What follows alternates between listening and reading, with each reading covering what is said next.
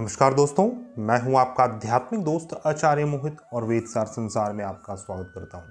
दोस्तों, यह वीडियो इसके जस्ट पहले वाले वीडियो का सेकंड पार्ट है जिसमें हमने जीविका विचार के ऊपर बात किया था। एक बहुत ही सरल विधि से मैंने आपको बतलाया था कि किस प्रकार किसी कुंडली को देखकर हम यह पता कर सकते हैं कि यह जातक किस माध्यम से, किस प्रकार से अपनी जीविका को चलाने वाला होगा, किस माध्यम से अपने जीवन में अर्थ को अर्जन करेगा, अर्थात धनार्जन करेगा। जिसमें हमने सातों ग्रहों के फल को समझा था। आज उसके फल को हम बहुत ही विस्तार में चर्चा करेंगे।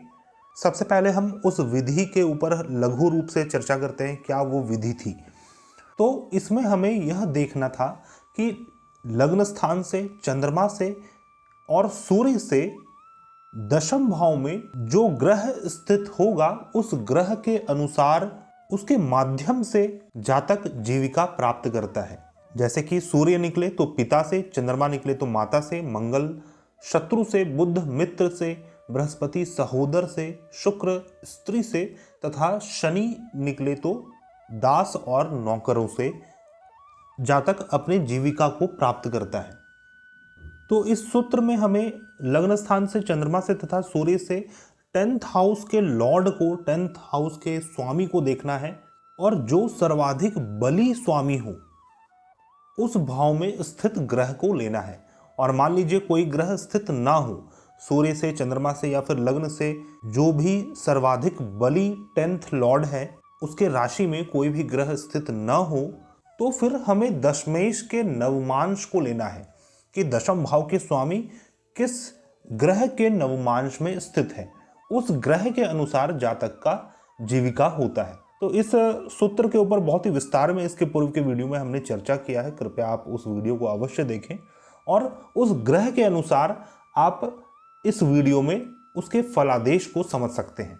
मान लीजिए दशम भाव में सूर्य ग्रह स्थित हो या फिर दशम भाव के स्वामी सूर्य के नवमांश में स्थित हो, तो जातक पिता के माध्यम से, पिता से प्रेरित होकर, संचालित होकर किसी न किसी रूप से पिता से धन कमाता है।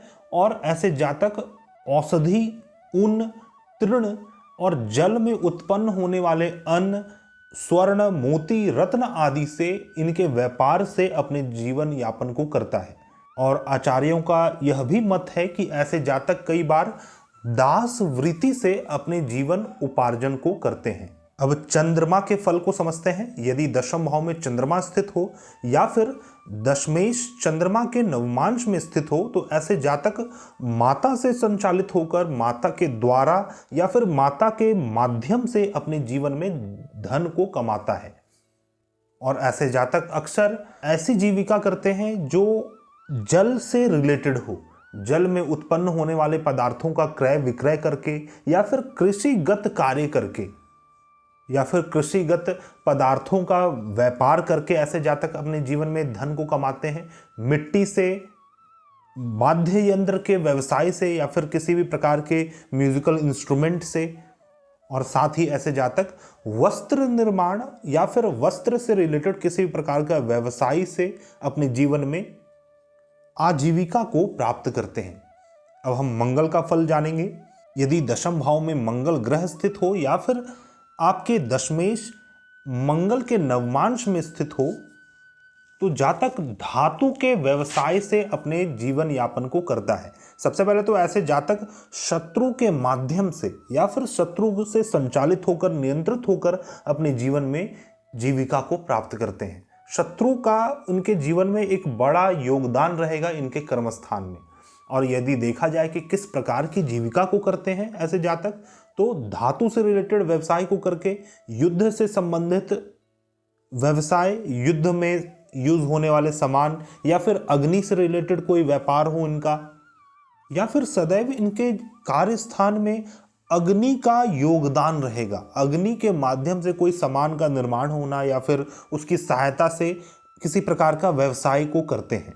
और कई बार साहसिक कार्य, जैसे कि कई बार हम सर्कसों में देखते हैं कि मौत का कुआं जो होता है, जिसमें कोई जातक अनेक कलाओं को परफॉर्म करके अपने जीवन यापन को करता है, तो यह एक प्रकार का साहसिक कार्य हो गया। तो इस प्रकार के साहसिक कार्यों से भी ऐसे जातक अपने जीवन यापन को करते हैं।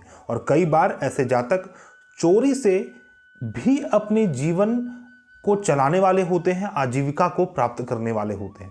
अब हम बात करेंगे बुध ग्रह के बारे में। यदि दशम भाव में बुध ग्रह हो या फिर आपके दशमेश बुध के नवमांश में स्थित हो तो ऐसे जातक मित्र के माध्यम से या फिर मित्र से संचालित होकर, नियंत्रित होकर अपने जीवन में धन को अर्जन करते हैं। और यदि देखा जाए किस प्रकार की जीविका को प्राप्त करते हैं ऐसे जातक, तो बुध से संबंधित कार्य जैसे कि शिल्प, कला, काव्य और अनेक प्रकार के शास्त्रों के अध्ययन और अध्यापन के द्वारा, और साथ ही ज्योतिर्पिंडों की गति, स्थिति आदि की गणना के द्वारा कई बार ऐसे जातक पंचांग के निर्माण करता होते हैं। ऐसे जातक ज्योतिष शास्त्र के माध्यम से, इसके ज्ञान के माध्यम से भी अपने जीवन यापन को करते हैं। दूसरों के लिए वेद पाठ, जप आदि के द्वारा भी या फिर पुरोहित्य कार्य कर्म के द्वारा भी ऐसे जातक अपने जीवन यापन को करते हैं, अपनी आजीविका को प्राप्त करते हैं। अब हम बात करेंगे बृहस्पति ग्रह के बारे में। यदि आपके दशम भाव में बृहस्पति ग्रह स्थित हो या फिर दशमेश बृहस्पति के नवमांश में हो तो जातक देवता की तथा ब्राह्मणों की उपासना से धन यापन को करता है। सबसे पहले तो ऐसे जातक अपने भाइयों के माध्यम से, अपने सहोदरों के माध्यम से अपनी जीविका को प्राप्त करते हैं, अर्थात जीवन में उनके माध्यम से, उनके सहयोग से, उनसे प्रेरित होकर धन को कमाते हैं। और देखा जाए कि किस प्रकार की जीविका को प्राप्त करते हैं, तो बृहस्पति का कार्य है ज्ञान का आदान प्रदान करना। तो अध्यापन कार्य से भी ऐसे जातक अपने जीवन यापन को करते हैं। और बृहस्पति जैसे कार्य जैसे कि देव उपासना, ब्राह्मण की आराधना, ब्राह्मण की उपासना, साथ ही पुराण, शास्त्र, आगम आदि अनेक शास्त्रों के मार्ग को अनुसरण करके या फिर धर्म उपदेशक होकर ऐसे जातक अपनी जीविका को प्राप्त करते हैं। अब हम बात करेंगे शुक्र ग्रह के ऊपर। यदि आपके दशम भाव में शुक्र ग्रह हो या फिर दशमेश शुक्र के नवमांश में स्थित हो तो सबसे पहले तो ऐसे जातक स्त्री के माध्यम से या फिर अपनी पत्नी के माध्यम से या उनसे संचालित होकर, प्रेरित होकर अपने जीवन में धन को कमाते हैं। और देखा जाए किस प्रकार की जीविका को प्राप्त करते हैं, तो ऐसे जातक सदैव लग्जीरियस चीज़ों के व्यवसाय से या फिर स्वर्ण, मणि आदि के चीज़ों के व्यवसाय से या फिर पशुओं के व्यवसाय से, हाथी, घोड़ा, गाय, बैल, इन चीज़ों के व्यवसाय से ऐसे जातक जीवन में धन कमाते हैं। कई बार रोजमर्रा के चीज़ों के व्यवसाय से भी जातक धन को कमाते हैं, जैसे चावल, दाल, नमक, दही, दूध, इन चीज़ों के व्यापार से जातक अपनी जीविका को अर्जित करता है। अब हम शनि ग्रह के बारे में बात करेंगे। यदि दशम भाव में शनि ग्रह हो या फिर दशमेश शनि के नवमांश में स्थित हो तो ऐसे जातक दास और नौकरों के माध्यम से धन कमाते हैं। उनसे प्रेरित होकर या फिर उनसे संचालित होकर या फिर उनके कर्म स्थान में इनका योगदान बहुत अधिक होता है। तब ऐसे जातक अपने जीवन को चलाने वाले, धन कमाने वाले होते हैं। और देखा जाए किस प्रकार का व्यवसाय करते हैं या फिर किस प्रकार की जीविका को प्राप्त करते हैं, तो ऐसे जातक सदैव, जो शास्त्रों का मत है वो यह कहता है कि ऐसे जातक सदैव निंदित व्यवसाय को करने वाले होते हैं या फिर उनके व्यवसाय को सदैव लोग निंदा के साथ देखेंगे। काष्ठ अर्थात लकड़ियों का व्यापार, शिल्प का व्यापार और शनि से संबंधित चीज़ों का व्यापार करके, जैसे कि रत्न, आभूषण हम नहीं कहेंगे, रत्न जो कि पृथ्वी के गोद से निकलता है, या फिर पेट्रोलियम हो, कोल, माइनिंग, इस प्रकार के चीज़ों से संबंधित होते हैं। इनका व्यवसाय इस प्रकार के चीज़ों से संबंधित होता है। पूर्व के आचार्यों का यह भी मत है कि ऐसे जातक दूसरों को प्रताड़ित करके या फिर ठगी से या फिर परस्पर शत्रुता से अपने जीवन में जीवन यापन को करते हैं, धन को कमाते हैं। तो दोस्तों, यह इंडिविजुअल ग्रहों का फल था। अब मान लीजिए दशम भाव में एक से अधिक ग्रह है, तो दोनों ग्रहों के मिश्रण से जो फल हमें प्राप्त होगा उसके माध्यम से जातक जीवन में धन को कमाता है, और उसमें भी जो सर्वाधिक बली ग्रह होगा और कौन सा ग्रह बली है, यह देखने के लिए मैंने आपको बतलाया है कि आपको ग्रहों का षड बल देखना है। जिस भी ग्रह का सर्वाधिक अंक होगा वह ग्रह सर्वाधिक बली माना जाता है। और मैं आपको यह भी क्लियर कर दूं कि आपको अपने जन्म कुंडली का दशम भाव नहीं देखना है। आपको जन्म कुंडली का दशम भाव, चंद्रमा से दशम भाव तथा सूर्य से दशम भाव, तीनों से दशम भाव को देखना है। और दशम भाव के स्वामी जो सबसे अधिक बली स्वामी हो उसके आधार पर हमें फल कथन करना है।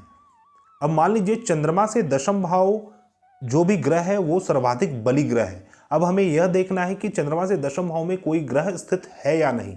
यदि ग्रह स्थित है तो उसी ग्रह के अनुरूप फल होगा। यदि कोई ग्रह स्थित नहीं है तो चंद्रमा से दशम भाव के स्वामी जिस भी ग्रह के नवमांश में स्थित हैं उस ग्रह का हमें फल को कथन करना है। इस सूत्र को पूर्ण रूप से समझने के लिए आपको मेरे पूर्व का वीडियो देखना चाहिए।